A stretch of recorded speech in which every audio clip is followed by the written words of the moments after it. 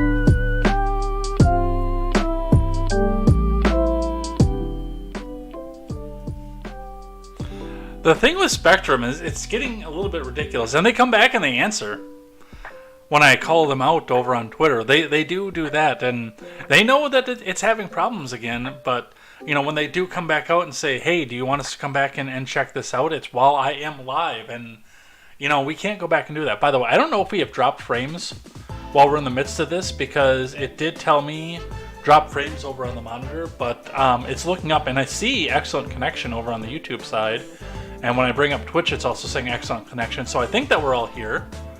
So that's what we're at with that. Give me a thumbs up or an emote if you guys can see me over there, because it just started working on Twitch. My Twitch monitor it's caught up with me, so. But yeah, just at the beginning, I don't know if there was cold open. I don't know what the hell is going on with this, but yeah, it's we gotta get to the bottom of this, because there's new cord, there's new modem, there's new router, there's new onboard, what's the card? Ethernet card. Everything is new, and we still keep having this problem. So the next thing that I can think is it's got to be something on the other side of the wall, but we're not here to discuss this tonight. We are here to talk about the news, of which we have very little tonight, by the way. It's going to be another slow night going into a slow weekend. There's not even a lot of news talking about what's happening on the debt ceiling here, but we're going to talk about all of this here. We'll go for as long as we can. I know that if we do wind up going to the full 12 hours, which I don't think that we are, I will take it late, because I started late, and I owe that to you, by the way. So I will always do that. If it's something technology and we have to start at 6:20, I will take it late. I will take it out to 8:20 if I have the news to cover it. But before we do, let's get into what we have going on here before we get started. Make sure you guys go check out great programming such as The Daily Ignoramus, The Breakdown with Birkenhoff, The R-Rated Conservative, The Porch Boys, Tweets by Brit, Mr. Behavior, The No Gimmicks Podcast, Silent Caster, and Clown World with Papa Palpatine. Go check out all that great programming as we aim to bring you a better news experience from the common man. Stop getting your news from people who wear suits that cost more than your house. Get your news from people who are just like you, and let's get into the news, and let's get started today. And we're going to start with the Dow, which expectedly shot up like a rocket. Some of this is over jobs report, and some of this is over the debt ceiling thing, but I really wish people would stop looking at the jobs report as a sign of economic strength. That just means that X amount of people went to some sort of job and became a new employee somewhere. It doesn't matter what the job is. They can be the 10-hour-a-week cashier at the local mini-mart because it's the only job that they could find. That doesn't mean that they're doing well. It just means that there's another job added. But they're going to come back here to try to cook the numbers because they have an agenda. Let's get into it. Let's get started. Looking at the Dow, which rocketed up another 700 points today to 33,762.76. That is up 701.19 points, or 2.12% on the day. So it took off like a rocket because we had our debt limit deal in the dead of the night, because that's the only time we can pass contentious deals, don't you know? And it just kind of took a steady rise from there. Typically when we see a rocket jump like that at the beginning, it just kind of stays steady and falters a little bit as it goes, but this was a steady rise. Those of you who have money in the Dow, congratulations. You guys came out on top on this one, so that's what we're going to talk about here and where this goes. Looking in at your Bitcoin, also taking a rise today on good news on the markets. $27,271 and 20 US cents on the day, after taking a tumble at the very beginning of the day and spiking back up very quickly with one other tumble throughout the day before jumping back up to one of its highest levels in quite a while.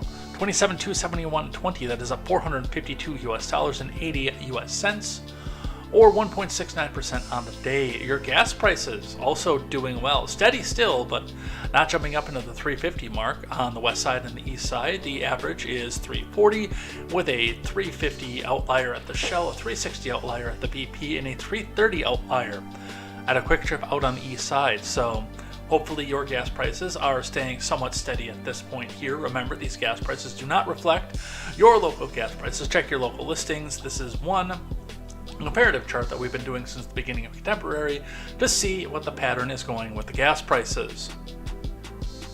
So that is what we have for that. Let's grab our finance report for the day, which is going to be pretty obvious. From CNBC, Dow leaps 700 points on hot jobs report. NASDAQ notches 6th straight winning week, from Alex Herring and Samantha Subin.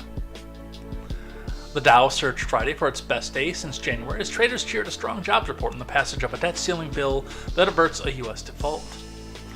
The 30-stock Dow jumped 701.19 points, or 2.12%, to end at 33,762.76. The S&P climbed 1.45 to close at 42,82.37. The NASDAQ jumped 1.07 to 13,240.77, reaching its highest level since April of 2022 during the session. With Friday's gains, the S&P and the NASDAQ finished the holiday-shortened trading week about 1.8% and 2% higher, respectively. The Dow's Friday advance pushed it into positive territory for the week. Finishing up 2%, the NASDAQ notched its 6th straight week higher, a streak link not seen for technology-heavy index since 2020. Non-farm payrolls grew much more than expected in May, rising 339,000. Economists polled by Dow expected a relatively modest 190,000 increase. It marked the 29th straight month of positive job growth. We gotta talk about that. We have got to talk about that. Recently, strong employment data had been pressuring stocks into the notion it would keep the Federal Reserve raising interest rates. But Friday's data also showed average hourly earnings rose less than economists expected year over year, while the unemployment rate was higher than anticipated. And that's why we've got to talk about this. Both data points have given investors hope the Fed could pause its interest rate hike campaign at the policy meeting later this month, according to Terry Sandvin, chief equity strategist at the U.S. Bank Wealth Management. The so-called Goldilocks has entered the house, Sandvin said, clearly on the bullish side. There are signs that inflation is starting to wane, speculation that the Fed is going to move into pause mode, increasing the likelihood of a soft landing. Easing concerns around the U.S. debt ceiling also helped sentiment. The Senate passed a bill to raise the debt ceiling late Thursday night, in the dead of the night when nobody could come back out and comment on it, sending the bill to President Biden's desk. That comes after the House passed the Fiscal Responsibility Act that was completely irresponsible on Wednesday, just days before the June 5th deadline set by the U.S. Treasury Secretary Janet Yellen. Let's talk about this massive job growth because it is coupled with a couple things. The unemployment rate is higher. That's obvious because we keep getting reports day in and day out of a minimum of 3-digit job losses every single day. So we can't sit here and say that this is a bunch of people who are going into great jobs right now because that is not the case. What I anticipate that this is, and like your JoJo from Joy's and your people like that won't tell you this. They won't. They'll just say, oh look, we grew 339,000 jobs. What are the jobs? Tell me what the jobs are. Especially with the unemployment rate ticking a little bit higher. We've got thousands, hundreds of thousands of people who have lost their jobs since January. Some of them, depending on the state, because the Pinko Pox money has run out, means that they have to go back and take whatever it is that they can get. Their severance package ran out, they didn't get unemployment because of the severance package, or etc., etc., etc. They're not going into another tech job, except for the fact that Amazon's probably got another tech job for them. A lot of these people are going to work 10 hours a week at the mini-mart. When you don't see wage growth coupled with a massive hiring sprint like that, after you have had day after day after day after day for 6 straight months of layoffs, that's what people are doing. They're going to the mini-mart jobs that have been sitting out there with a help wanted sign out there for a year, 2 years, 3 years. They're taking whatever they can get, and some of the wages are going to reflect that too. It's probably not that long ago that some of these mini-mart jobs were advertising for 15, 16, 17, 18, 20 bucks an hour. There's a hotel just up the road from us, from where I'm sitting right now, where it's advertising line cooks for 19 bucks an hour. But when people, that's what they're forced into, is taking whatever job they can get. Their negotiating table goes away, and you start to see some of those jobs go away really quick. The few people who are experienced enough and able enough to do a line cook job are going to jump on that job really quick. It's going to go away, and then as more and more people come in and apply, they're going to have to weed out some of the other ones, and they're going to start dropping that wage. So that is where we are at with that. These numbers are cooked to make the Biden admin look good. Under normal circumstances, a 339,000 job jump is fantastic news. But we've lost probably twice that much over the last 6 months, so that's where we are at with that, and this is not looking good. We'll see what happens with that. Speaking of layoffs, in a fit of irony today from CNN Business, our layoffs report is coming from ZipRecruiter. Job site ZipRecruiter cutting 20% of its staff, from Chris Isidore. I wonder if they're going to use ZipRecruiter to go find their next job. From Chris Isidore reporting over at CNN, fewer employers are looking for workers, meaning 270 employees at the job search site ZipRecruiter will soon be out of a job. The company is cutting 20% of its staff by the end of this month, the company disclosed in a filing late on Wednesday. This action was taken in response to a current market condition and after reducing other discretionary expenses with a view towards driving the long-term efficiency, according to the filing. The company had previously said it's experienced a typical softness in jobs posting in January, but sounded other alarms about a slowing in the labor market. Its first quarter revenue fell 19% from a year earlier, and forecast that its revenue in the current quarter would be down nearly 30% from the second quarter of 2022. The job search site still projects adjusted earnings that are roughly the same for this year as last year. Well, yeah, they've got 270 salaries that are probably $70,000 to $100,000 a year that they don't have to pay anymore.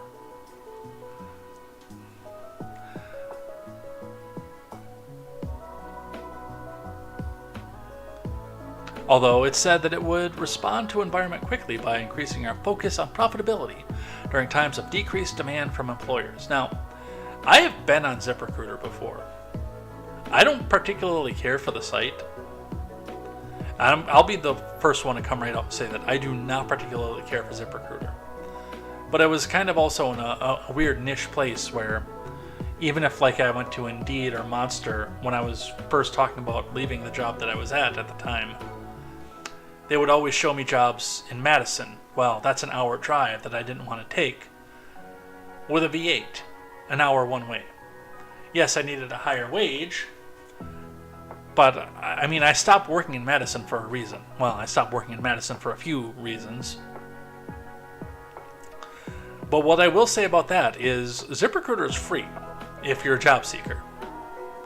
I think there are premium services that you can add to it that you can pay extra for, but for the most part, if you're in there looking for a job, it is free to you. The people who are paying to use ZipRecruiter are the ones who are posting. And as some of these big companies are starting to lay off, reduce their workforce, and send people out the door, they're not posting new jobs to bring them back in, and they're the ones paying the bills. So yeah, at that point, the more people you have looking for a job and the fewer people you have offering. I mean, Monster was losing its ass in 2008 when the only things that they could put up were insurance agent positions, because that was the only place that was hiring.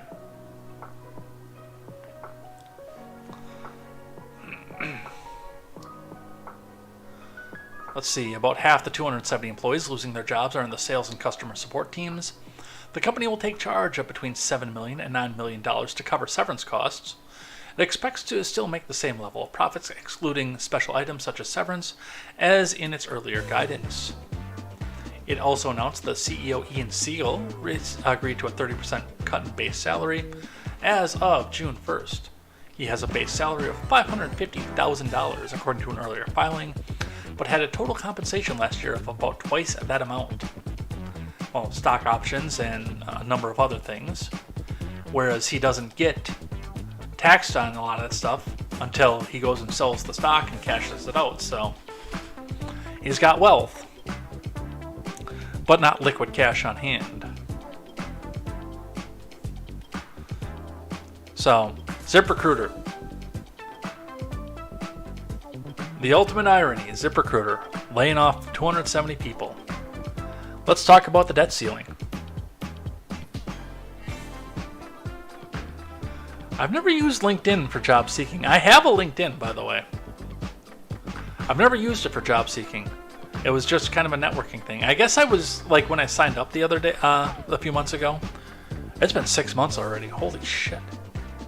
Because I signed up for that, like, right before I moved. So when I signed up for that 6 months ago, 7 months ago at this point, it was basically to network. I guess I thought about looking for a job on there, it never panned out. I'm not gonna lie, I found the job that I'm at right now by actually looking up the kind of job that it was in the area that I wanted to go in, and said, hey, are there jobs here? And it popped up and was there. Alright. Yes, you win more inflation, that's right. Senate passes bipartisan debt ceiling bill, sends it to Biden's desk. From Elizabeth Elkind over at Fox News. The Senate passed a bill to raise the government's borrowing limit late Thursday, sending it to Biden's desk just days to spare before the government was set to run out of money to pay its obligations on June 5th. The bill, which implements the deal struck by Kevin McCarthy and President Biden, which means the bill that was struck by the people who were pulling President Biden's strings, because, let's face it, Kevin McCarthy had nothing to do with this.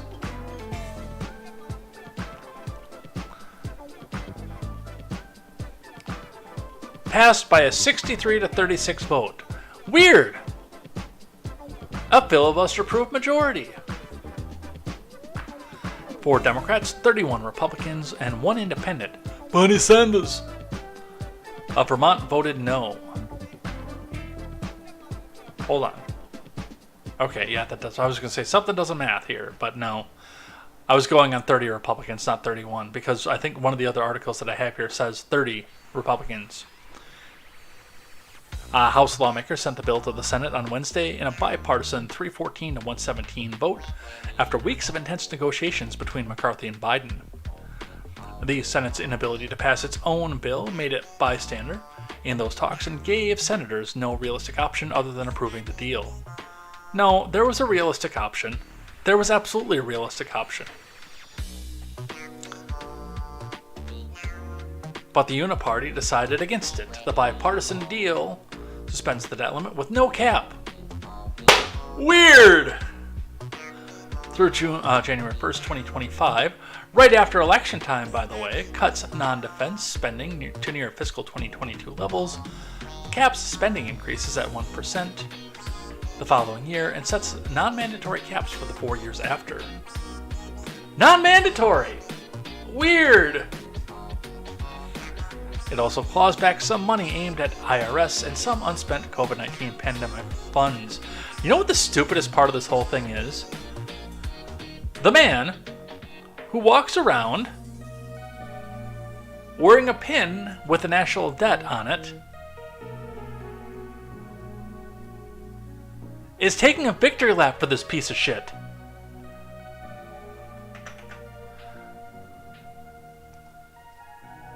I'm going to bring up Massey's Twitter profile just to show you the victory lap that this moron is taking.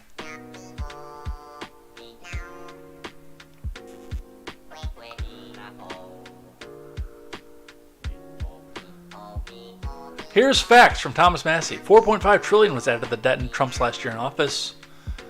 $2 trillion approximately added to the debt in Biden's final year in office.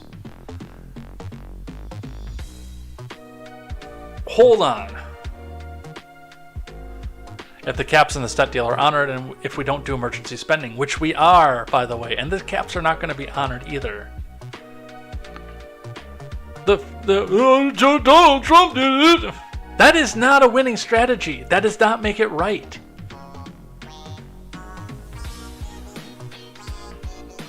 Hey, 80% of the Republicans in my district supported the $2 trillion CARES Act when it passed in 2020. That doesn't make it right.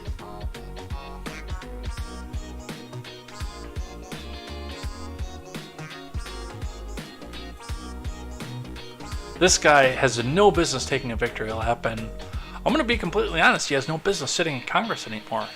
Unfortunately, I don't live in Kentucky, and I can't do anything about that. Papa Palpatine, if you're out there. Oh wait, no, he doesn't live there either anymore, does he?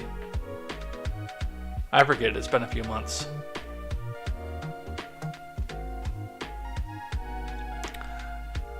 And even there, I don't know, because I don't know where Kentucky 4 is. Maybe I should check that kind of thing before I go back and run my mouth. Oh, you still have phones that you can ring out there. But yeah, it's time to remove this one. It's time for this one to go. You've outlived your usefulness. Yeah, Mogwai says pretty much basically what it is. It's a cap, but you can say fuck it.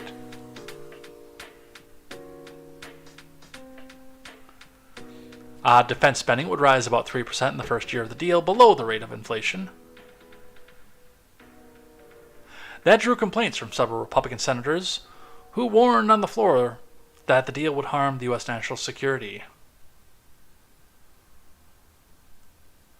To my House colleagues, I can't believe you did this, Lindsey Graham said on the Senate floor. To the Speaker, I know you got a tough job, sugar, but I like you. But the party of Ronald Reagan is dying. Don't tell me the defense budget that's $42 billion below inflation fully funds the military. Well, cut some of your military spending, Lindsey Graham.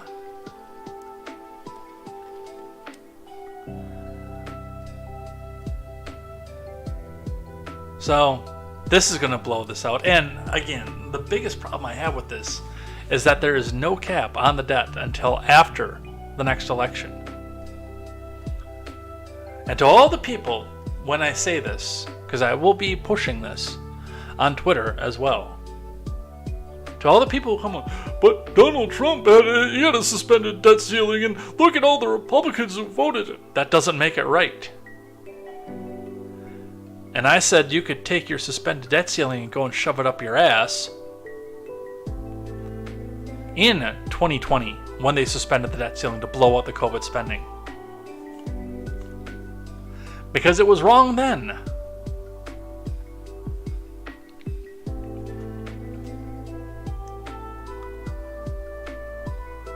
Here are the 36 senators who were opposed to this particular bill from Rachel Looker.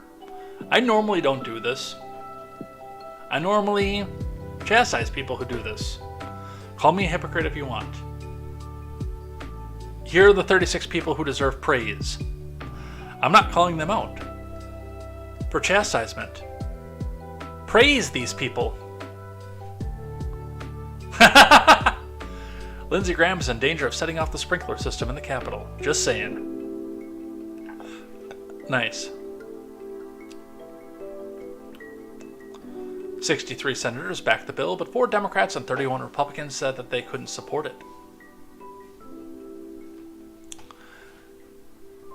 Here we are, Republicans. John Barrasso, Marsha Blackburn. That one surprised me a little bit, actually. Marsha Blackburn has no spine. Mike Braun, Katie Britt, Ted Budd, Bill Cassidy, Tom Cotton, Mike Crapo, Ted Cruz, Steve Daines, Deb Fisher, Lindsey Graham. We can't go blow up enough brown kids over in the Middle East. I can't support this. Josh Hawley, Cindy Hyde-Smith of Mississippi, another one that, by the way, here coming up that I didn't think had enough spine to do anything. Ron Johnson, my senator. John Kennedy, James Langford, Mike Lee, Cynthia Lummis, Roger Marshall, Rand Paul, Pete Ricketts, James Risch, Marco Rubio, Little Marco, Eric Schmidt, Rick Scott, Tim Scott, Dan Sullivan, Tommy Tuberville, J.D. Vance, and Roger Wicker. Democrats, here's a list that actually might surprise you. Fetterwoman, Chief Spreading Bull, Ed Markey. Those two surprise me. They really do. Because this bill gave both of them everything that they wanted. And Jeff Merkley of Oregon, and the independent Bernie Sanders. Give these 36 people a medal, even if you don't like them for any other reason, like Fetterwoman and Warren. Give these 36 people a medal. Let's give these people a round of applause. Let me get the clap emojis in the chat. For recognizing how much of a piece of crap this thing was. I'll put my own in. Maybe. If I can figure it back out. No, we're not giving Liz Warren a tomahawk. That is bad. That's what gets us kicked off YouTube.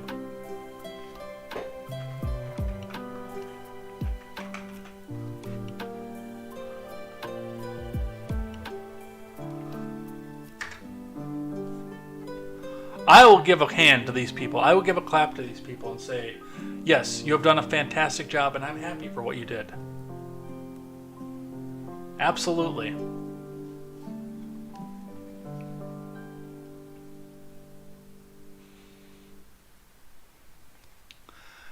Here's a surprising one from the New York Times, a former newspaper, which I might actually have to run back out and archive quick, because I didn't realize I didn't.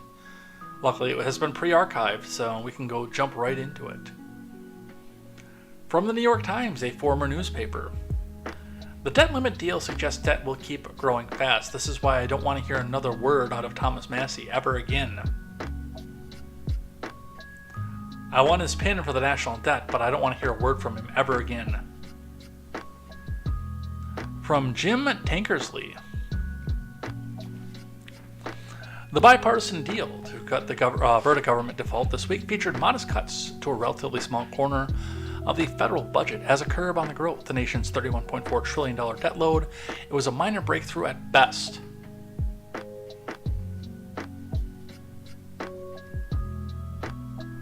It also showed how difficult, perhaps impossible, it could be for lawmakers to agree anytime soon on a major breakthrough to demonstrably reduce the nation's debt load. There is no clear economic evidence the current debt levels are dragging on economic growth. Some economists contend that rising debt levels will hurt growth by making it harder for businesses to borrow money. Others say spiraling future costs of the government borrowing could unleash rapid inflation. But Washington is back to pretending to care about the debt, which is poised to top $50 trillion by the end of the decade, even after accounting for the newly passed spending cuts.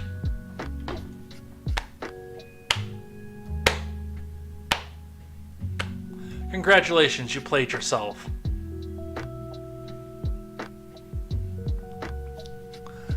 With that pretense comes the reality of the fundamental drivers of American politics all point towards the U.S. borrowing more, not less. The bipartisan agreement to suspend the debt ceiling for 2 years, which passed the Senate on Thursday, effectively sets overall discretionary spending levels over that period. The agreement cuts federal spending by $1.5 trillion over a decade. No, it doesn't. According to the CBO, by essentially freezing some funding that had been projected to increase next year and then limiting spending to 1% growth in 2025, which it won't.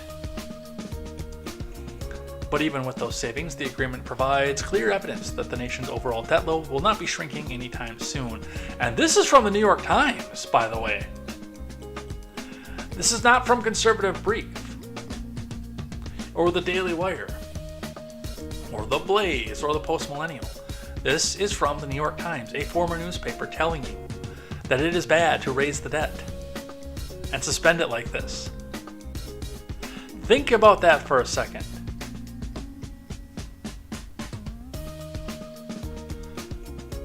The Republicans cited the mounting debt burden as the reason to refuse to raise the limit, risking default and financial crisis until Mr. Biden agreed to measures to reduce further deficits. And then they just passed it anyway. But negotiators from the White House and House Republican leadership could only agree to find major savings from non-defense discretionary spending. That's the part of the budget that funds Pell Grants, federal law enforcement, and a wide range of domestic programs as a share of the economy. It is well within historical levels, and it is projected to fall in the coming years. Currently, base discretionary spending accounts for less than 1/8 of the $6.3 trillion the government spends annually.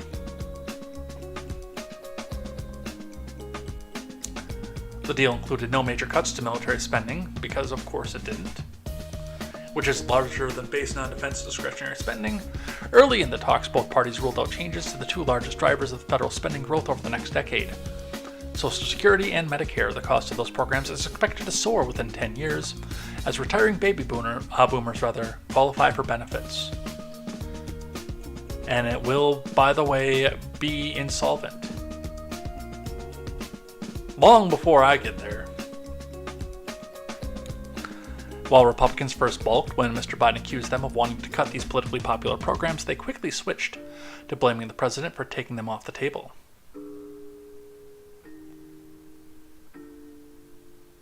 Bullshit! And by the way, if any Republican balks and blames at the fact the president took them off the table after making the promise that they weren't going to go touch them, vote that Republican out of office right now. I do think that Social Security and Medicare need to be rethought, but they need to be the last one to be rethought.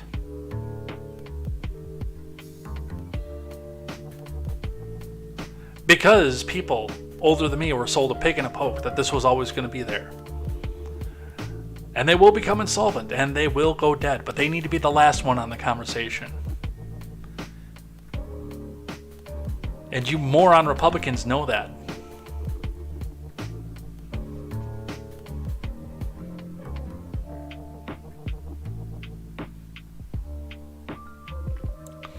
Asked by Fox on Wednesday why Republicans had not targeted the entire budget for cuts, Speaker McCarthy replied, because the president walled off other offers. Really? Because what I see here, when I listen to this, when I see what's happening with this, I see a pre-planned set of cuts that were long waiting. And then Kevin McCarthy making a deal that makes the Freedom Caucus feel good about themselves. And then going back and doing the pre-planned deal that they had planned all along that gives Biden every goddamn thing that he wants.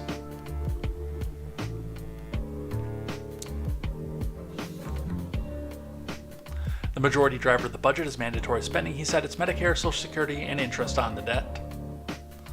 Well, why do you want to raise it if interest is your biggest expense? So, when the New York Times is telling you that the debt ceiling, the debt is going too high, you have a problem with spending.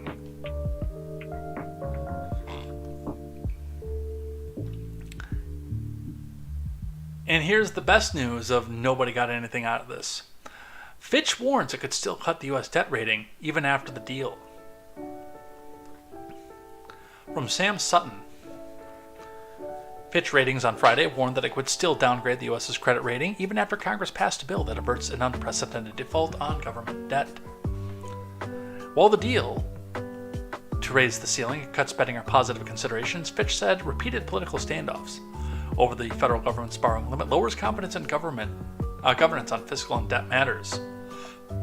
Yeah, I could have told you that back in January.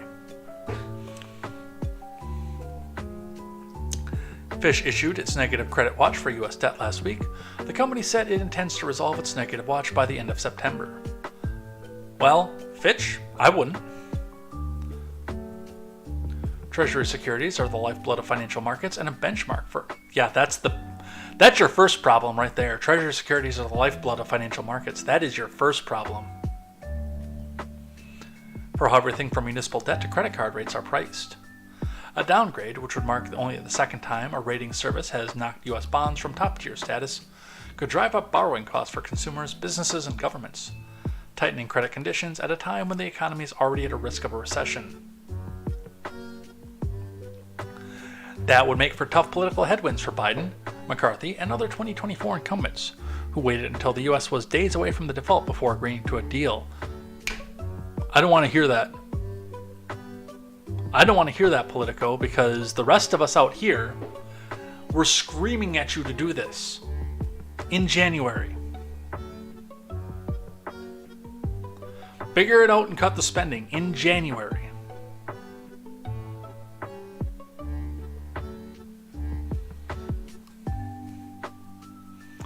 A similar dynamic influenced the S&P's decision to downgrade the U.S. credit rating in 2011, even after President Barack Obama and Republican leaders averted a debt limit disaster.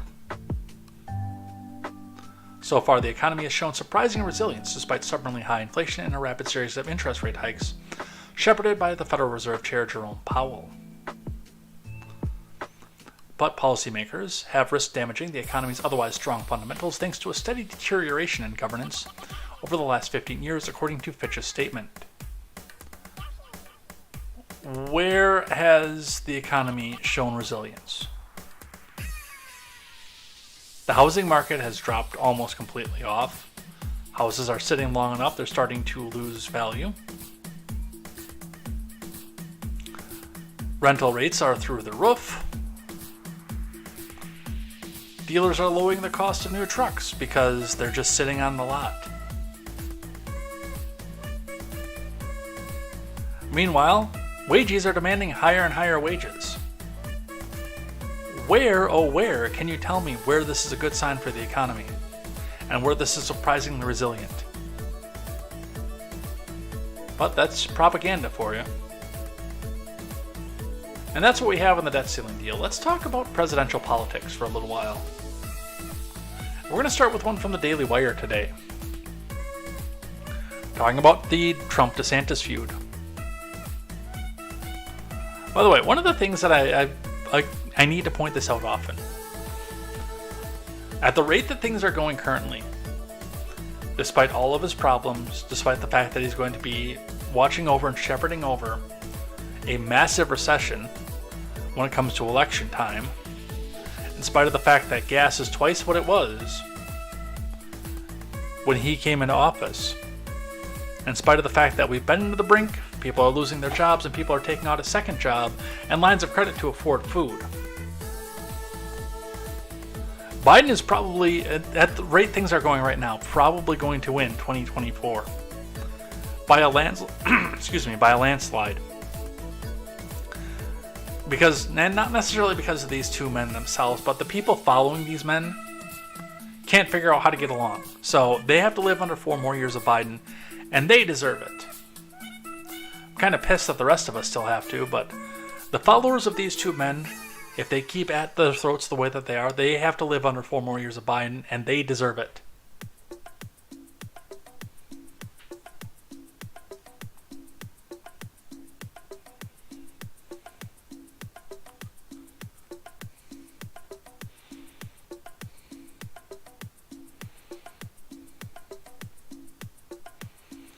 From Tim Pierce. Former President Trump and Florida Governor Ron DeSantis traded punches Thursday over the advantages of experience in office versus the ability to serve multiple terms. Speaking to a group of voters in Iowa, the former president said his second term in office would start much faster than his first, and that he could reverse the Biden admin's impact on the country in 6 months. It'll be a beautiful thing to watch. It's going to happen very quickly, and I'm very experienced now. It's not like I'm going in saying, this is a nice office. Is this the Oval Office? It takes you about a year to sort of say, can you believe this? This is the Oval Office. I won't have to say that. Trump contrasted his experience with one of DeSantis' attacks against the former president, that DeSantis, if elected, will have the ability to run for another term. Right, Ron. But you can also run because you're not 90 years old. You can run in 2028 and 2032. In fact, I would almost rather you wait until 2036. Because honestly, when I first started this, again, I don't really want to vote for either one of these. But from a Republican strategist standpoint, Donald, 2024 to 2028. DeSantis, Rand, 2028 to 2032 and then 2036. DeSantis, until 2044.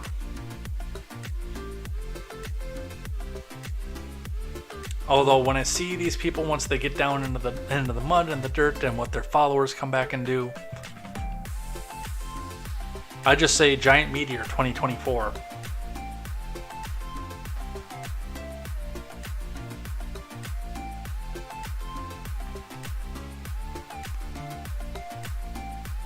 I've been watching DeSantis go out and say that I've got 8 years. It's going to be 8 years. Let me tell you something. Right there, you should vote against him. Trump said, referring to the Florida governor with one of Trump's trademark nicknames. It'll take me 6 months to have it totally the way it was. We'll have it fast. It's drilling. It's the wall.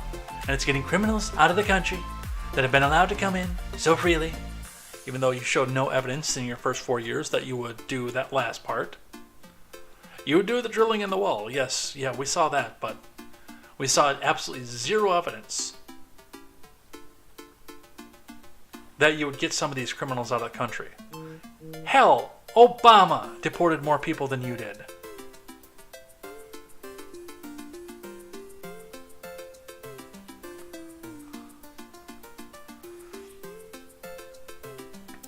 A reporter brought Trump's promise to make the U.S. the way it was in 6 months to DeSantis, who was campaigning about 1,200 miles away in New Hampshire. Let's listen.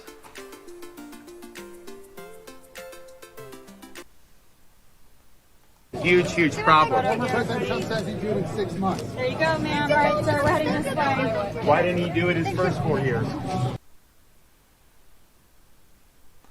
That's a salty question.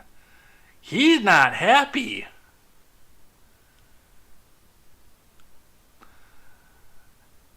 Do I think that he can do it in 6 months? No.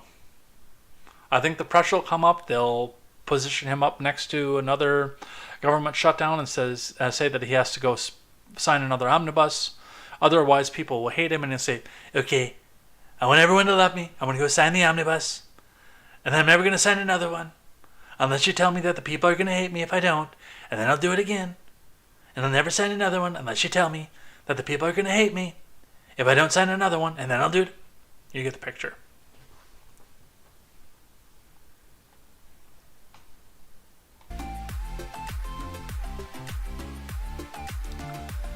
Porn stars versus parenthood. Ron DeSantis plays the family card against Trump.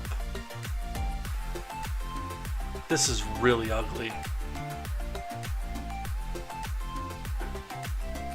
From Natasha Korecki and Henry J. Gomez. It has become a bit in the early days of Florida Governor DeSantis' bid for the presidency. Casey DeSantis joins her husband on stage and the stories start to roll. There's one about bottled water from the Sea of Galilee, preciously savored for the children's baptisms, that's accidentally tossed out by a housekeeper at the governor's residence. Then there are Casey's attestations of momhood, battling permanent marker scrawls on furniture, dragging by day's end, and when her husband comes home from work, she hands over the 3 children. The couple fires off all the indicators of a wholesome family values to a conservative evangelical heavy GOP audience, which is why they are going to lose. And even without mentioning Trump's name, they set up an inescapable antithesis to the former president who faces charges related to a porn star payoff and found liable for sexual abuse, and who, when he landed in Iowa on Thursday, wasn't accompanied by his wife. The DeSantis team knows whom it's playing to in Iowa and beyond as it retreated for donors last week in Miami. Campaign officials estimated 65% of Iowa GOP caucus goers are evangelical Christians. According to a person with knowledge of the DeSantis team's early state strategy, it's betting that the segment of the party is sick of the sexualized drama. From a man who's also under investigation for classified documents seized from his sprawling Florida state Mar-a-Lago. And yes, NPC, by the way, has to come back out and editorialize this out to death. But breaking off conservative support from Trump is no easy feat, given that he's credited with having appointed 3 justices who eventually joined a conservative majority to overturn Roe. Nevertheless, the DeSantis team sees it as a necessary path to winning early states, and what is going to doom you in both the general and probably the late part of the primary. Again, go down the same path I always go down. One thing you have to remember about Trump voters is they are not evangelical Christians, and you need them to win.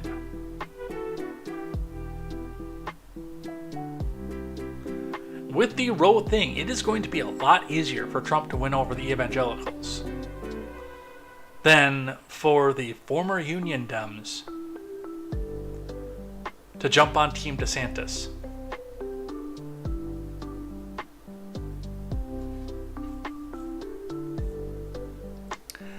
And I am not telling either man right now to stop playing to win, because I want the best person to go up and win. But you still have to remember, you have to appeal to this swath of the Republican Party. And that goes for both of you. If you want them to show up on General Day. Because the Democrats, no matter who wins, by the way, the Democrats are going to be quick to come back out and say, hey, Trump people, DeSantis people hate you. Do you really want to give him your vote? Hey, DeSantis people, those Trump people, you remember what they said about DeSanctimonious? Do you really want to give Trump your vote? They're waiting for this.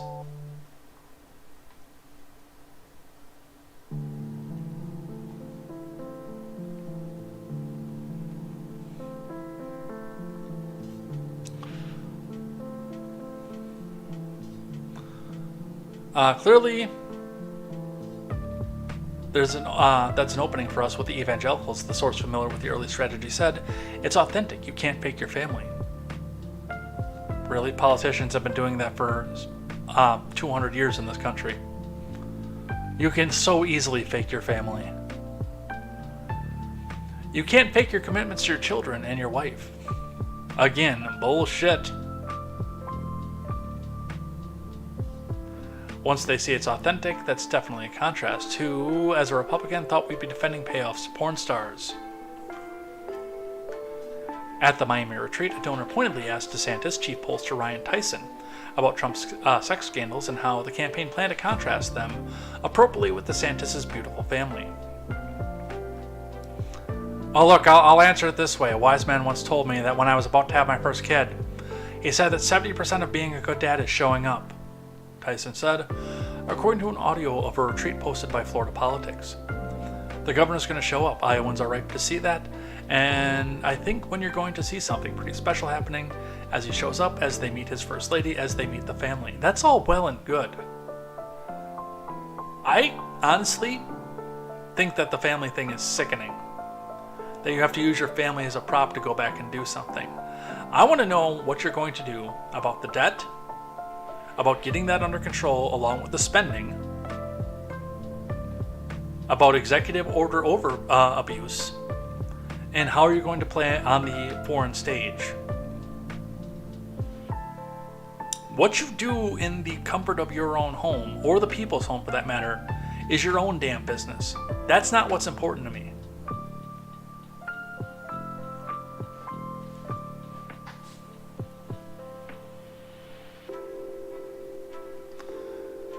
On the DeSantis side, judge recuses himself from Disney DeSantis case.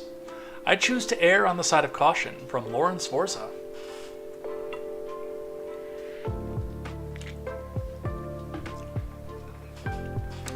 The federal judge overseeing Disney's First Amendment case against Florida, Governor Ron DeSantis, has removed himself from the case after the state had pushed to disqualify him from the case.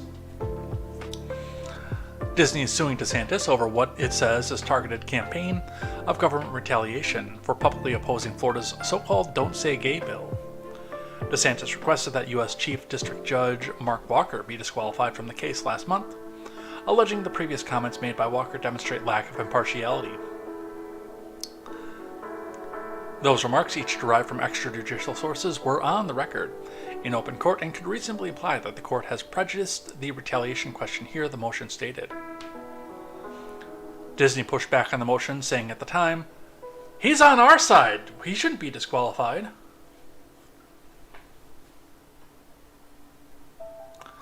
In reality, they pushed back on the motion at the time, saying that the comments made by Walker are year-old hypothetical questions based on widely publicized statements that do not make any findings about those statements.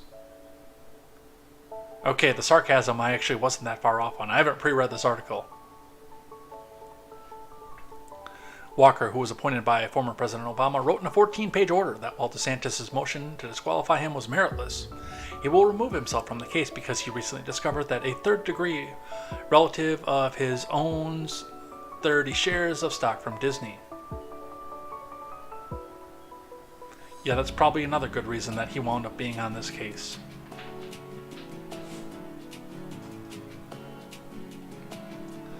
There was a protest at a DeSantis rally, which I've seen like the actual video, but I didn't have audio on when I did it, so I'm kind of curious to this because, like, if you scroll through the comments, half the people here think that these are Trump people, and half of them think that they are left-wingers, and I don't know what it is because, again, I've only seen them, I've not listened to them. So let's have a listen and see who in the comments is right. I spent 26 years in the Marine Corps. Okay. This is your whole area. All this grass you know right here, this is That all you right do. No, I'm gonna take care of you, mouth. Come on, let's find this. Yes, sir. Oh my God. You know, he's not like that. He has that fucking thing on over there, and that is not a representative of the Marine Corps right there. I'm a representative of the Marine Corps, and that is not. So are you with a local Democratic Party? I'm medium. I'm just curious. We're not. We're all from. I'm low country. I'm in Florida. I'm based She's- out of Florida. We're traveling with the governor. We're all different. We're like, Different. we're low country pride. Would you like some of yours? I can't wear those. Yes, I'm you medium. can. Sun City. With your So has this resonated in South? Obviously it has. But how big is this issue for Disney and the governor's agenda here? It's coming a little too close to home. No, because I live in Florida and it's big there. That's why I'm asking. you can't. He's ruining your economy. Okay. And what kind of person, what kind of politician, an elected official, takes things personally and personally is vindictive to an organization or anything else? You're supposed to represent the people, and you're a politician. You're not supposed to be keeping your feelings. But you don't think that Disney shouldn't have a special exemption aside from the other parks don't, what they have? I can't speak on that. I'm not. Because you have no privy to all idea. of that, but being vindictive. You haven't been and told saying what to that's think your about that. personal goal, I mean, there's a way to go about it. That's. I mean. Based on the signs, based on the woman's answers in the beginning of this, I'm going to go, these are Dems. These are not Trump people. These are actual progressive Dems, not former Dems like Trump people are. That's how I'm going to, that's how I see this one. What do you guys think?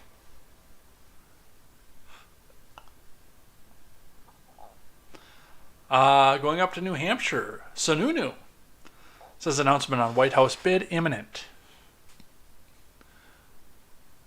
From WCAX News Team. New Hampshire Governor Chris Sununu says he will decide in the next week or two whether to pursue a run for the presidency.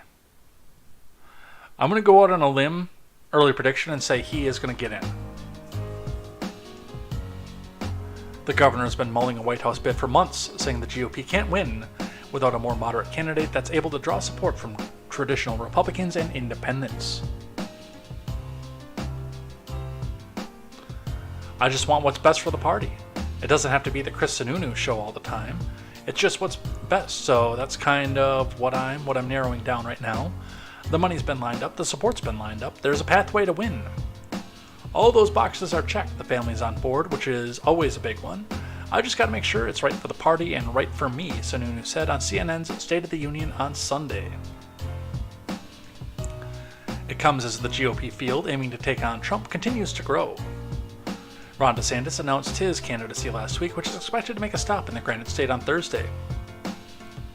Tim Scott also announced his presidential run. It definitely does seem, this is back from May 30th, by the way, but it seems like they are trying to crowd out the field and jam up the field. Because the person who's 40 points ahead, somebody down the line seems to know that they're not all going to be running. A little bit more recently here, from yesterday, Chris Sununu compliments potential presidential rival DeSantis' New Hampshire campaign speech. From Kiera Frazier.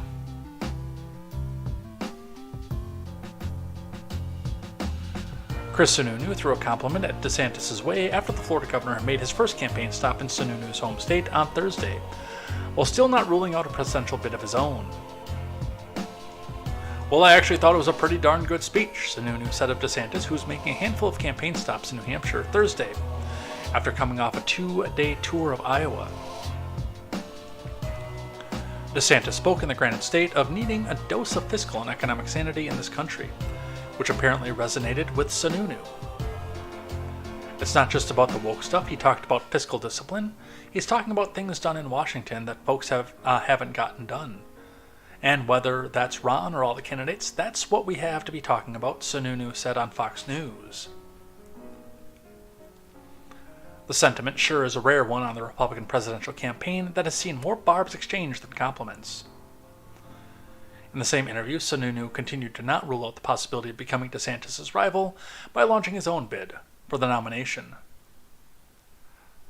Full disclosure, I have not listened to the speech. I probably will over the weekend, just to see what it is that he actually said, and to see how much of it was barbs and, hey, those dumb rubes hate America because they won't vote for me, and how much of it is, this is how I'm going to curb the spending. Not, hey, curbing spending is a good idea, but more of, this is how I plan to do it. On the other side of the aisle, from Fox News, Elon Musk invites RFK Jr. to Twitter Spaces discussion after Instagram bans campaign account. From Aubrey Spady, presidential candidate RFK Jr. received a personal invitation from Elon Musk to speak in a live discussion on Twitter after his campaign account was blocked on Instagram. Interesting, when we use our Team Kennedy email address to set up at Instagram accounts, we get an automatic 180-day ban, Kennedy revealed Thursday in a Twitter post, alongside a screenshot of the ban notice. Can anyone guess why that's happening? I know.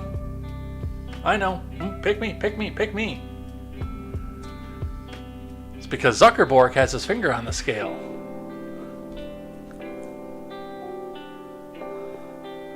Musk responded to the tweet offering to have a live discussion on Twitter's Spaces. Well, would you like to do a Spaces discussion with me next week? Musk wrote Friday morning.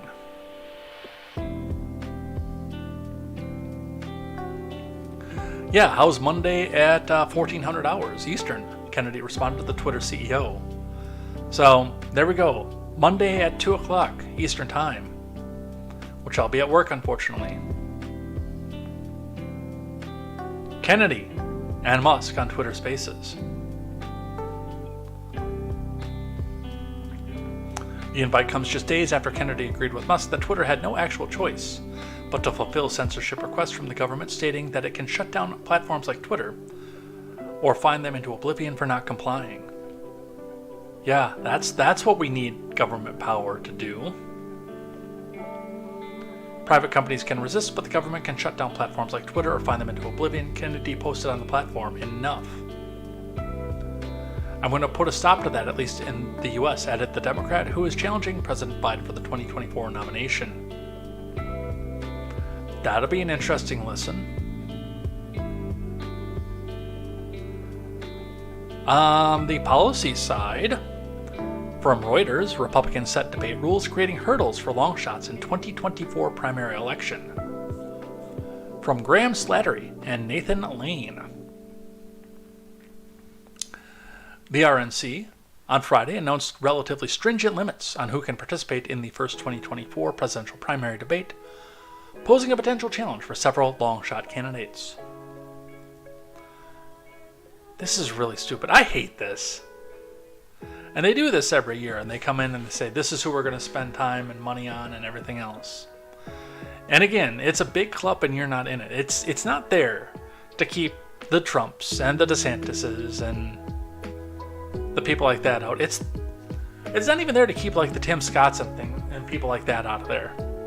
It's there to keep the yous and the me's out.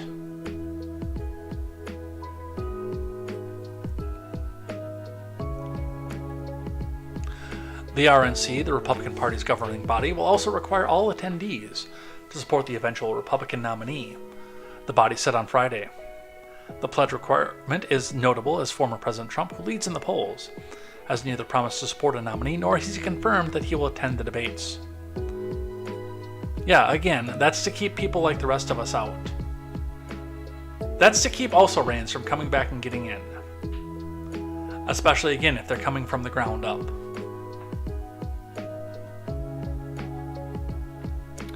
The debate rules will require a candidate to reach 1% support in 3 national polls and register 40,000 individual donations in order to qualify for the debate in Milwaukee, which is set for August 23rd. And by the way, I will, barring some horrible, either major shutdown from YouTube or Twitter, although I'll still be on Rumble, major injury, or if I get Clinton-sided, will most likely be there, reporting on the ground. I might actually have myself a cameraman too. So, we're going to be doing some of that. I mean, I'm close enough. I know the area well enough.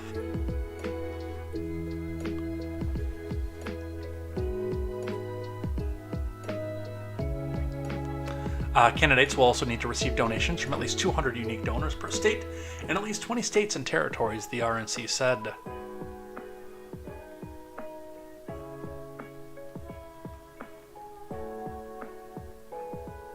Well, that's a load of bullshit.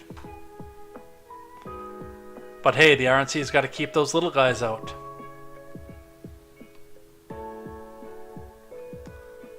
Let's grab one from the Daily Wire. Coming up into a honk another election. YouTube changes misinformation policy, will allow content creators to say widespread fraud occurred in elections. From Zach Jewell. YouTube will no longer remove content on its platform that says widespread voter fraud happened during the 2020 election and other US elections, in a move that will likely have consequences for the 2024 campaign, according to a report from Axios. Which, again, by the way, leads me to believe that they are looking at the tea leaves and saying, this might not go the way that we want it to, and we want the people that we support to be able to come back and say, evil Republican fraud! The video platform policy reversal comes as the 2024 presidential primaries heat up. Former President Trump, who leads the Republican primary polling, continues to challenge the results of the 2020 election, claiming that nothing bad happened, Susan, and this was the freest and fairest election in history.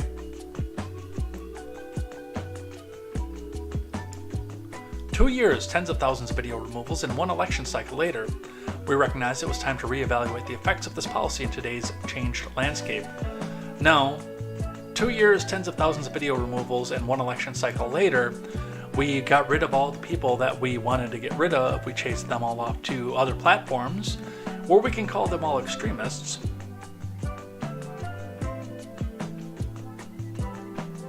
And scare everybody else into compliance. By the way, here's my question. Will my warning go away? Will I get my video back from the Trump speech in Waukesha? I know that I'm not going to get the one back where the dude shot the kid through his door. I know I'm not getting that one back. Can I have my Trump speech video back, please? Pretty please? Mr. Scott was watching that day. He saw it while it was going on there. I mean, if it's not against the policy anymore, can I have that back?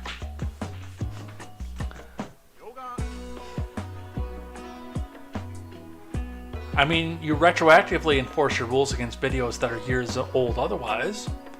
So why not retroactively give a little bit of grace?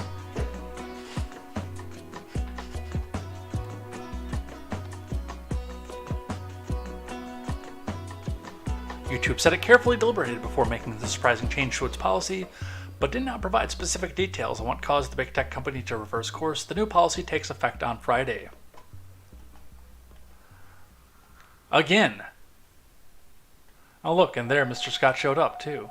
Again, can I have my Trump speech video back?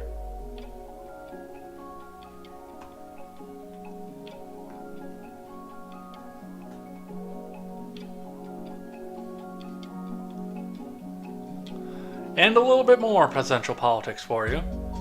Apparently, The fall yesterday was not enough for you. From Newsweek. Joe Biden hits his head on helicopter door hours after falling. From Matthew Impelli. President Biden bumped his head while exiting the Marine One helicopter on Thursday, hours after he fell on stage at the U.S. Air Force Academy's graduation ceremony in Colorado. Let's watch.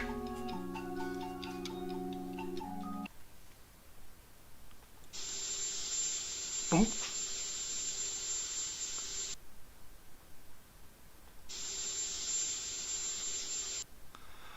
Luckily, in this particular blunder, no damage was done.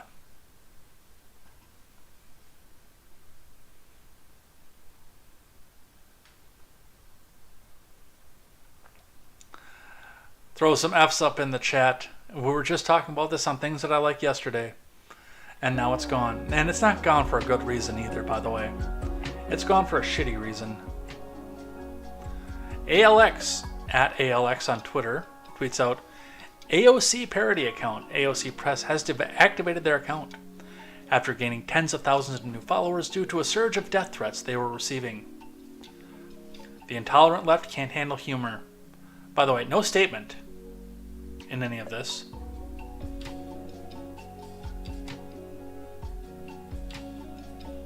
But yes, it is gone.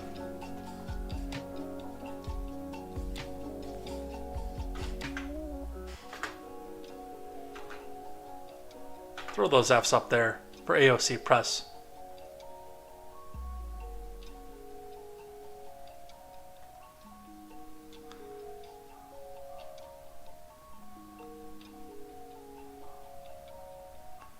Yeah, ALX says anonymity isn't easy on the internet. I'm willing to bet that the owner of that account, by the way, is either ALX or that person is in close contact with the owner of the account, which means it's probably somebody that ALX follows or knows. I thought I knew who it was at first, but I contacted that person and it turns out it was not her.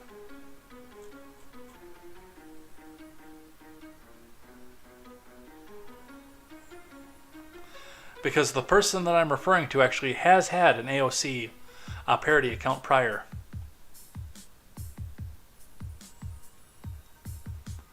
But, yep, they are gone. But before they were gone, they got one more jab against the mainstream media from The Blaze. NBC News tries to rescue AOC from parody account by blaming Elon Musk, then buries the truth. From Chris Enlow. NPC News published a story on Wednesday blaming Elon for the amplification of a parody account on Twitter that mocks the honorable and venerable Representative Alexandria Ocasio-Cortez. As The Blaze reported, the New York Democrat is upset that a verified parody account is potentially misleading her supporters with viral tweets mocking her. Apparently, AOC Biscuit doesn't know who Barbara Streisand is.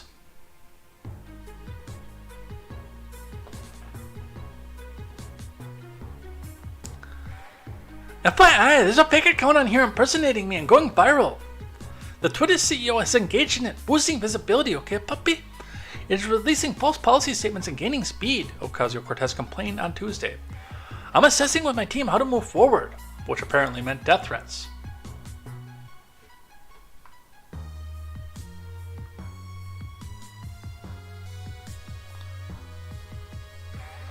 NPC News regurgitated Ocasio-Cortez's narrative about the parody account by claiming it has skyrocketed in followers and engagement over the last 2 days with some help from Elon Musk. Not only does the story claim that interaction from Musk increased the parody account's visibility, but the outlet reported the account is fooling some people who read its tweets, bring to life some of the fears that Musk's paid verification system that stripped legacy verified users of their blue checkmarks. But the truth, as the story itself explained, is the parody account actually received more attention after Ocasio-Chavez's tweet complaining about it than when Musk first interacted with it. Because, and again, apparently AOC Biscuit has no idea who Barbara Streisand is.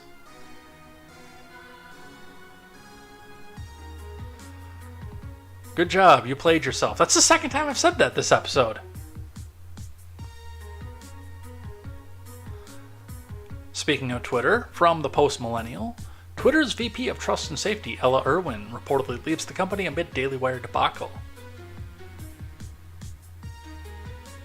With no author given. Head of Twitter's Trust and Safety is reported to have resigned on Thursday. This comes after a deal between Twitter and the Daily Wire to promote the year anniversary of Matt Walsh's What is a Woman? Which, by the way, if you do have a Twitter account, which apparently Mr. Scott doesn't, and you do want to watch the documentary, which I might. I'm not a big documentary person, but I might just for this one. It was just announced today. It is free on Twitter for the rest of the weekend.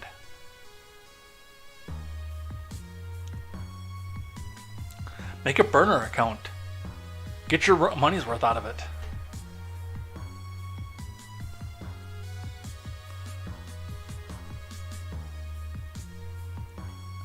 A report from Forbes stated that Ella Irwin, Twitter's VP of Trust and Safety, and one of Elon's top lieutenants, is no longer in Twitter's internal Slack, according to a source familiar, and a screenshot of her deactivated account viewed by Fortune. Reuters reporter Sheila Dang reported that Irwin's resignation was confirmed. Oh, dang.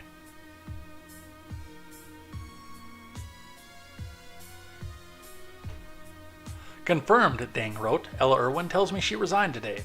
She shared a tweet on the scoop from Fortune.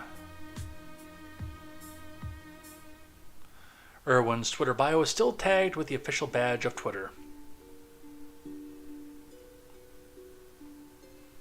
So, she gone. Which tells me she was probably the one that banned the event in the first place. If I had to guess. There's some good news for you for Pride Month. There was another tweet that I had on this, but it got deleted. But end wokeness. Wow, the MLB just quietly removed their LGBTQIRAMIGIXTBYOUXTLBEAMRA sometimes Y Pride logo.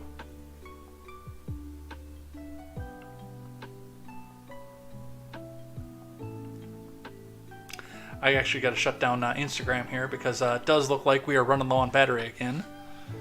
So, goodbye to my Instagram audience. Thank you for coming in, stopping by. We'll be back here on Monday. The battery's dying. I honestly anticipate seeing a lot of this as we go through the month. And by the way, I'm going to be looking for a way to watch the Red Sox. This weekend, I will be researching and finding a way to watch the Sox. That is a win back for me, MLB. You win. You've got a viewer again. Plus, I love the Boston Red Sox. If I can find a way to hang it up without putting a hole in the wall, you will probably see my Red Sox flag going up behind me again. Just for this. And we've got one here. This is really disappointing news. It's important for organizations to show support for the community.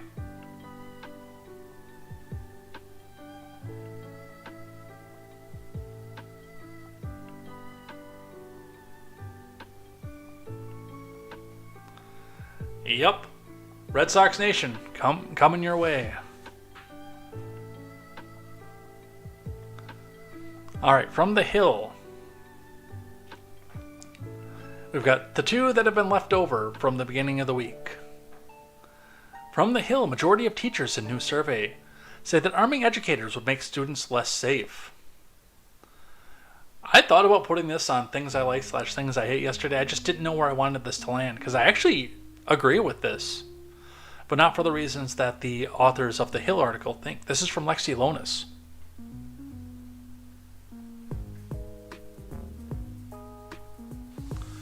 A majority of teachers believe educators carrying firearms on school premises would make students less safe, according to the survey from RAND Corporation.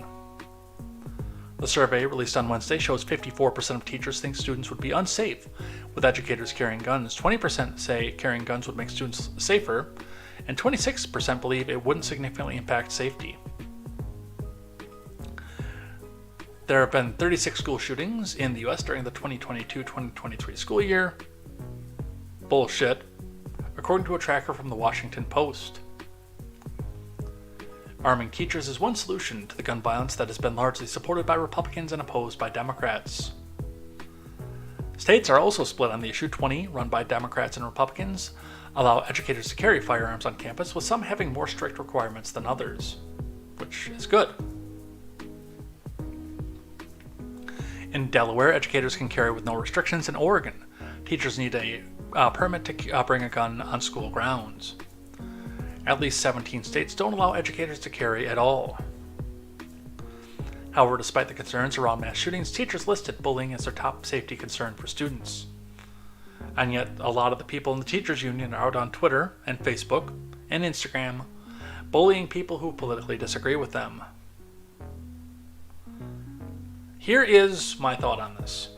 Now, the typical religious MAGA idea behind this is to have the state issue a firearm, as like they would for a police officer, to every teacher, that they are required to carry in service. That is a bad idea. There are some, especially with the teachers union being as prevalent as it is, there are some teachers who are so adamantly opposed to firearms use at all, it'll sit in a drawer where it'll be easily accessed and stolen. It's state issued, so they have no real reason to protect, care for it, or respect it the way that a firearm should be respected. In fact, they will have no respect for it.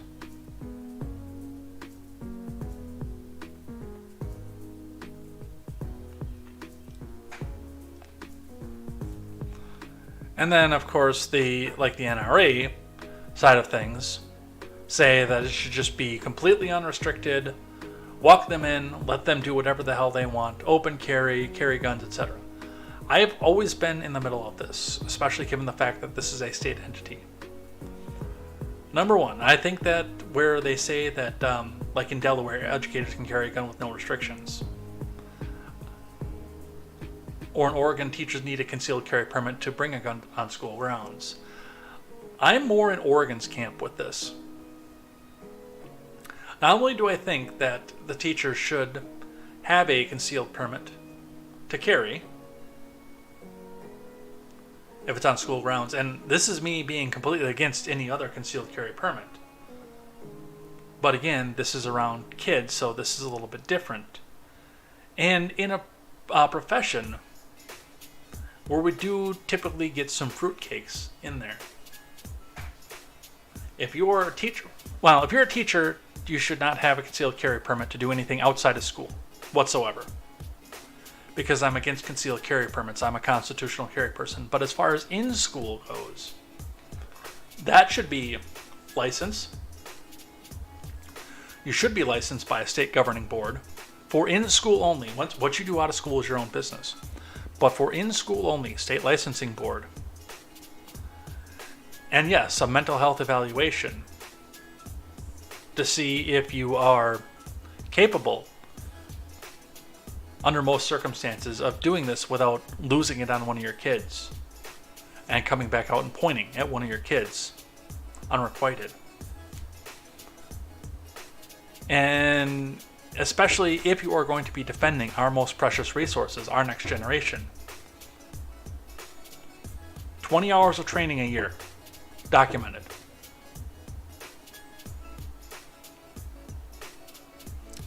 But again, this is only for school grounds. Like, what you do out of school grounds, that's between you and your state. And has nothing to do with you carrying on an educational thing, on an educational board.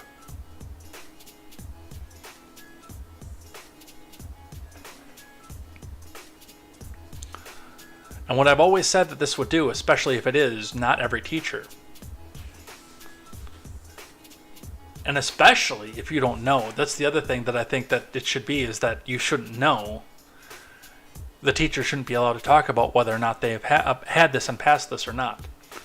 Because when little Jimmy decides he wants to go back and shoot up all his classmates, he is going to be thinking a lot more and shooting slower when he has to come to every intersection and says, Mr. Smith, he's kind of right-wing. Do you think he's caring? Should I go down here? Oh, Mrs. Jules, I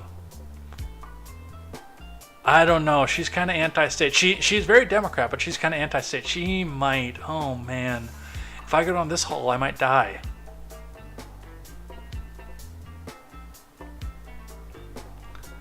Because I definitely want people, if they're going to be that depraved, to have to sit down and think about every single motion that they have to make. Because it's going to slow down a lot of this.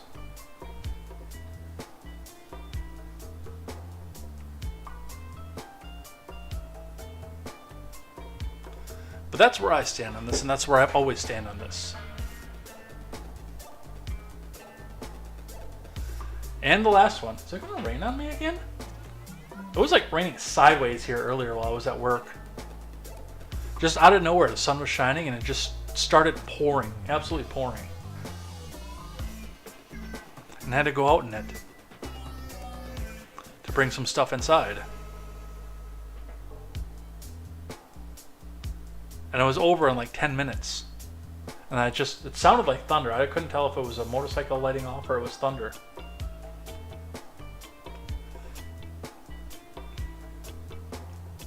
All right, and the last one we have here, Lori Lightfoot.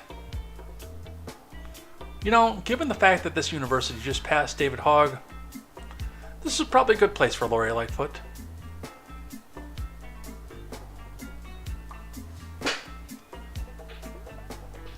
From ABC7 Chicago Digital Team, former Mayor Lightfoot to join Harvard School of Public Health as Leadership Fellow. Yeah, you heard that right, by the way. Former Chicago Mayor Lori Lightfoot will join Harvard University's T.H. Chan School of Public Health as a Senior Leadership Fellow, the school announced on Thursday. Lightfoot will serve as the Richard L. and Rone A. Menschel Senior Leadership Fellow for the fall's next term and teach a course in the Health Policy and Management Department tentatively titled Health Policy and Leadership. I've always loved teaching, and the opportunity to get back to it is something I'm really excited about. I learned a lot over the last 4 years, and this gives me an opportunity to share my experiences and perceptions of governing through one of the most challenging chapters in American history. What would that be, where you locked everyone in their homes and went out and got your hair did? That part in American history?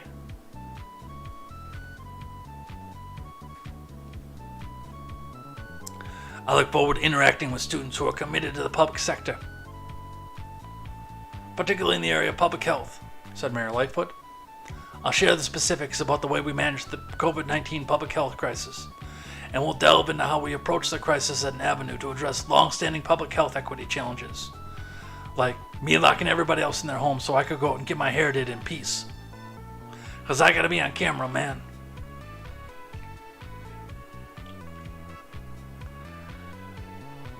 There's a point where parody accounts can't keep up with how stupid real life is becoming.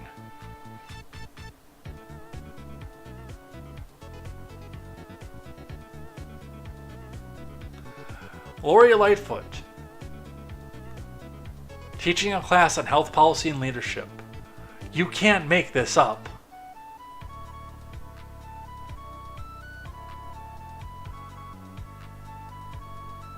So, there we are. Your news for the week.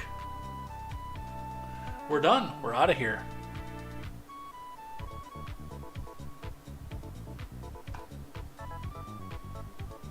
Interesting week. It's been a fun time. So, there will be no makeup stream tomorrow because I'm out of news. We got through everything on the top of the screen. So, But we are going to get out of here a little bit early tonight. I'm going to go grab myself some dinner and enjoy my first Saturday off in a month. The cash was nice, but it's going to be nice to actually have a Saturday off. I will give it that. That extra day of overtime, plus the holiday pay, and still going back. It's all going to be nice. It's going to go into the house fund, which I'm definitely excited for. But yeah, let's head out of here for the night. Where's my outro music?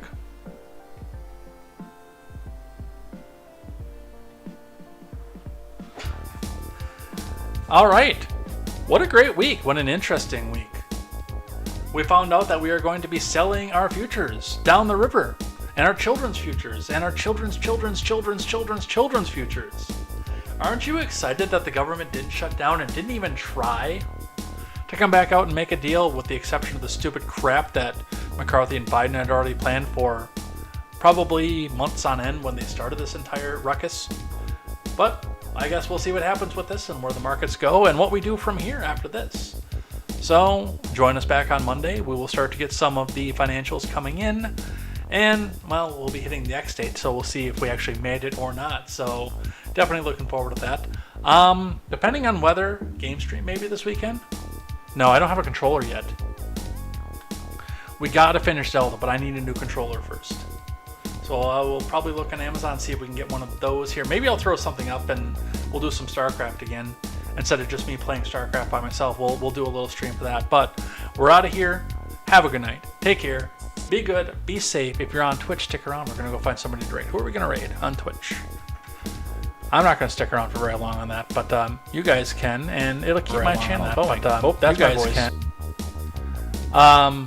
We'll go back with He's Willie again. He's doing a new a mod on Fallout 4, so we'll go with Willie. We'll see what he's got going on here, and I'm gonna go get myself a nice fish dinner. So, and bring some over for my service writer too. By the way, that was the call that I got from my coworker last week when I thought that things were going to hell. And he called in the middle of the stream. No, he just wanted me to bring him fish over after the stream. So I'm going to do that. We will see you here next week for sure for more news, more headlines, and more contemporary. Definitely looking forward to much of that. It's going to be a great time. And I look forward to seeing you guys here on Monday for that. And stick around on Twitch. And until then, I am Jay Edgar, and this is Contemporary. Take care.